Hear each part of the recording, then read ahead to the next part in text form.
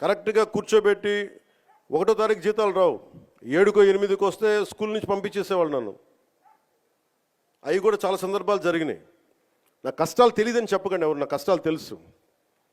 అందుకే నిన్న ఎందుకు తగ్గి మాట్లాడతానంటే కష్టాలు తెలిసిన వాడిని కాబట్టి నాకు అధికారం అలంకారం కాదు, అధికారం బాధ్యత నాకు. కానీ నాకు పిఠాపురం బాగుండాలి, నేను చాలా చాలా స్పష్టంగా ఉన్నాను. లా అండ్ ఆర్డర్ కనుక ఎవరన్నా సరే ఇష్టరాజ్యంగా ఎవరన్నా సరే ఇష్టం వచ్చినట్టు చేస్తే తొక్కి నారత్తిస్తాను ఒక్కొక్కరికి. మా ఇష్టం కుదరదట్లా.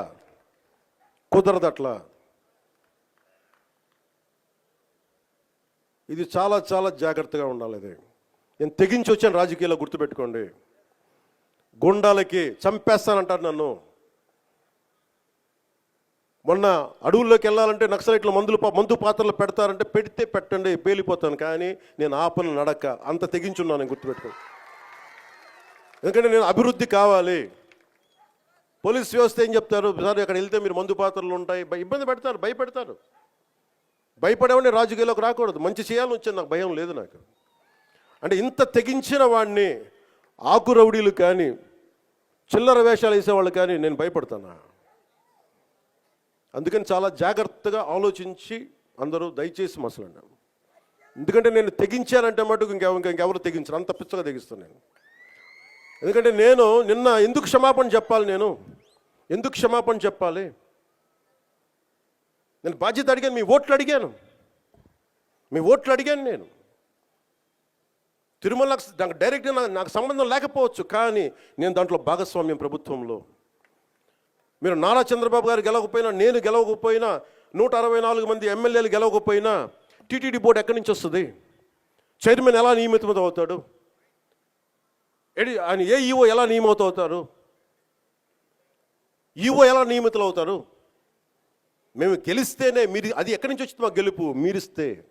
అందుకు మీకు నేను క్షమాపణలు చెప్పాను. నేను కోరుకునేది ఒకటే, ఎప్పుడో చెయ్యని తప్పుకి జపాన్ లాంటి దేశంలో ప్రధానమంత్రి ఆయన పుట్టక ముందు జరిగిన తప్పుకి ఆయన పార్లమెంట్లో క్షమాపణలు చెప్పాడు. మనం నేర్చుకోవాల్సింది అది. వాళ్ళు చేయకపోయినా 3 తరాల ముందు తప్పు చేసినా క్షమాపణలు చెప్పారు. నేను ఈ రోజున అడుగుతుంది, టీటీడీ బోర్డు పాలక మండలి చైర్మన్ గారు కానీ, సభ్యులు కానీ, ఈఓ కానీ, ఏఈఓ కానీ, మీరు ప్రెస్ మీట్ పెట్టి క్షమాపణలు చెప్పండి. నేను క్షమాపణలు చెప్పినప్పుడు మీకు క్షమాపణలు చెప్పడానికి నామోషి ఏంటి? బాధ్యత తీసుకోండి, బాధ్యత తీసుకోవాలి. ఇది చాలా బాధ కలిగించేది. మాకు సంబంధం లేదంటే ఎట్లా? నా తప్పు కాదంటే రాజు 7 చేపలు కదలా, మరి ఎవరు చేస్తారు ఇది? నాకేం సరదా నాకు క్షమాపణలు చెప్పడం? నేను దోషిగా నిలబడాలా ఇలాంటి సంఘటనలో? అందుకని ఎందుకు నేను డ్యాంపెన్ చేశాను, ఎందుకు తగ్గించాను సంక్రాంతి సంబరాలంటే, వాళ్ళు ఎంత గొప్పవాళ్ళంటే చనిపోయిన 6 మంది వారి కుటుంబ సభ్యులు దేవుడు పట్టుకెళ్ళిపోయాడు అంటున్నారు. 36 మంది గాయపడితే ప్రతి ఒక్కరిని పేరు పేరున పరామర్శిస్తే అందరూ కూడా నలిగిపోయి 100 మంది మీద పడిపోయారు. ఎంత ఉంటుంది ఒక ఆడపడుచు మీద పడిపోతే, పెద్ద ఆవిడ మీద పడిపోతే? తమిళనాడు నుంచి వచ్చారు. ఎలా ఉందమ్మా మీకంటే, కడవలు పాత్రికాంగయ్యా, కడవలు వెళ్ళి ఎడుతున్నాం, దేవుడు బయటికి తీసుకొచ్చాడు మమ్మల్ని అంటా ఉన్నారు. ఎంత పెద్ద మనసుతోటి సరిగ్గా చూసుకోలేదయ్యా మమ్మల్ని, కానీ ఏం చేస్తాం, మా కర్మ ఇలా కాలిందని. అది దేశం తాలూకు దౌర్భాగ్యం. ప్రజలు ఇంత బాధ్యత ఇప్పుడు కష్టం వచ్చినప్పుడు ఎంత అద్భుతంగా చెప్పారంటే నాకు కన్నీళ్ళు వచ్చినాయి. నాకు నిన్న కరిగిపోయాను నేను. వీళ్ళకి క్షమాపణలు చెప్పదు ఇంకెవరికి క్షమాపణలు చెప్తాం? ఏఈఓ కానీ, ఏఈఓ వెంకయ్య చౌదరి గారు కానీ, ఈఓ శ్యామలరావు గారు కానీ, చైర్మన్ బిఆర్ నాయుడు గారు కానీ, టీటీడీ బోర్డు సభ్యులు, పాలక మండలి సభ్యులు అందరూ కానీ, మీరందరూ వచ్చి ఒక్కొక్క వ్యక్తి గురించి కథ వింటే అప్పుడు మీకు బాధ అర్థమవుతుంది. క్షమాపణలు చెప్పండి. మీరు క్షమాపణలు చెప్పి తీరాలి, వేరే దారి లేదు మీకు. మీరు క్షమాపణలు చెప్పడం వల్ల పోయిన ప్రాణాలు తిరిగి రావు, కానీ కనీసం ప్రజలు మిమ్మల్ని చూస్తూ ఉన్నారు. అది మటుకు జ్ఞాపకం పెట్టుకొని అందరూ తగ్గి క్షమాపణలు చెప్పండి. చాలా అవసరం ఇది. ఎందుకంటే ఈరోజు రాష్ట్రం మొత్తం, దేశం మొత్తం మీరు చేసిన తప్పుకి సంబరాలు జరుపుకోవడానికి ఆలోచిస్తూ ఉన్నారు. మనం ఎవరి మీద నెట్టట్లేదండి, అది ఎంక్వైరీలు తేలుతుందండి. మనం ఇప్పుడు నేను కూడా ఎవరు పలాని XYZ మీద నెట్టట్లేదు. తప్పిదం జరిగింది, అది ఎట్లా జరిగింది, ఎలా జరిగింది అనేదే జ్యుడిషియల్ ఎంక్వైరీ. అదేం లేదండి. నేను మొన్న ప్రెస్ కాన్ఫరెన్స్ పెట్టి మొన్న 11 o'clock నేను క్లియర్గా చెప్పాను, తిరుమల పోయే వాళ్ళని ఎవరు ఆపరు, కానీ అక్కడ దర్శనం కావాలంటే మాత్రం టోకెన్ ఉండాలి అనేది చెప్పాను. నేను క్లియర్గా చెప్పాను ఆ రోజు. అది ముఖ్యమంత్రి గారు చూసుకుంటారండి, మనకి కమిటీకి ఏం సంబంధం. అది కమిటీ గవర్నమెంట్ ఆధ్వర్యంలో వస్తుంది. సార్ కొద్దిమంది చైర్మన్ గారు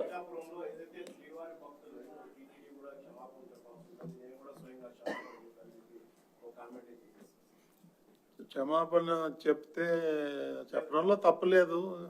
చెప్పినంత మాత్రాన చనిపోయిన వాళ్ళు బతికి రారు కదా. అది అవన్నీ ఎవరో ఏదో మాట్లాడారంటే వాటికన్నిటికీ స్పందించాల్సిన అవసరం లేదు. కాకపోతే తప్పిదం జరిగింది, అది ఎలా జరిగింది, ఎట్లా జరిగింది అనేది ఎంక్వైరీ చేస్తారు. బాధ్యుల మీద కఠినమైన చర్యలు తీసుకుంటారు, అందులో ఏమాత్రం డౌట్ లేదు.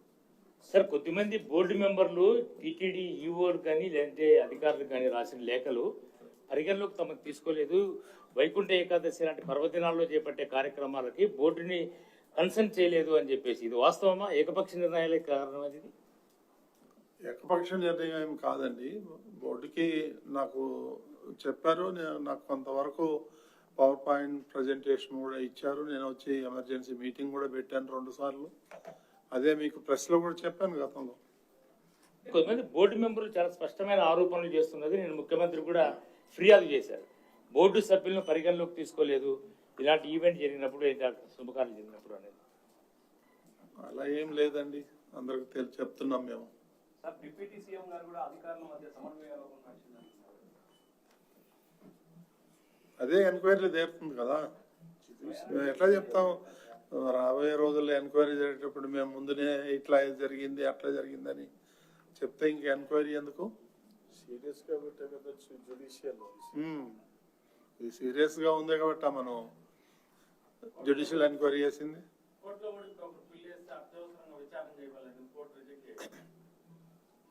చూద్దామండి, దాన్ని చూద్దామండి. మేము కూడా ముఖ్యమంత్రి గారి దృష్టికి కూడా తీసుకెళ్తాం, తొందరగా ఎంక్వైరీ కంప్లీట్ చేయమని చెప్పి. ఓకేనండి. అంటే డిప్యూటీ సీఎం క్షమాపణ చెప్పాలని చెప్పి చెప్పారు కదా, మరి క్షమాపణ చెప్తున్నారు భక్తులకి బోర్డు తరఫున లేదంటే అధికారుల తరఫున?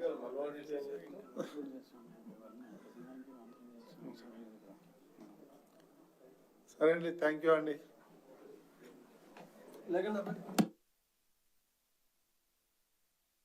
ముఖ్యమంత్రి ఆదేశించిన ప్రకారం ఈరోజు ఎమర్జెన్సీ బోర్డు మీటింగ్ పెట్టడం జరిగింది. మరి ఏదైతే నిన్న ప్రెస్లో అనౌన్స్ చేశారో దాన్ని లాంఛనంగా బోర్డులో పెట్టి వారు చెప్పినవన్నీ కూడా ఆమోదించడం జరిగింది. ఇది ఎలాబరేట్గా చెప్పాలంటే 6 మంది చనిపోయారు. బహుశా ఆ లిస్టు ఈరోజు ప్రెస్లో కూడా వచ్చింది, మీ అందరికి కూడా తెలుసు. ఇక ప్రత్యేకంగా చెప్పాలనుకుంటే 6 మంది లావణ్య విశాఖపట్నం, శాంతి విశాఖపట్నం, వడ్డేటి నాయుడు బాబు నర్సీపట్నం, రజని విశాఖపట్నం, నిర్మల కోయంబత్తూర్, మల్లిక సేలం. సో వీళ్ళందరికీ కూడా చనిపోయారు. వాళ్ళకి ఒక్కొక్కరికి 25 లక్షల రూపాయలు ఎస్గ్రేషియో ప్రకటించారు ముఖ్యమంత్రి గారు. అది ఈరోజు బోర్డులో పెట్టి నిర్ణయం తీసుకోవటం జరిగింది. అదేవిధంగా తీవ్రంగా 2 గాయపడ్డారు, తిమ్మక్క, ఈశ్వరమ్మ. వాళ్ళిద్దరికి కూడా 5 లక్షల రూపాయలు లెక్కన ఇవ్వమని ఆదేశాలు వచ్చినాయి. అది బోర్డులో పెట్టి నిర్ణయం తీసుకోవడం జరిగింది. ఇక మిగిలిన 31 మంది ఎవరైతే ఉన్నారో వాళ్ళకి 2 లక్షల రూపాయల లెక్కన ఇవ్వాలని నిర్ణయం తీసుకున్నారు.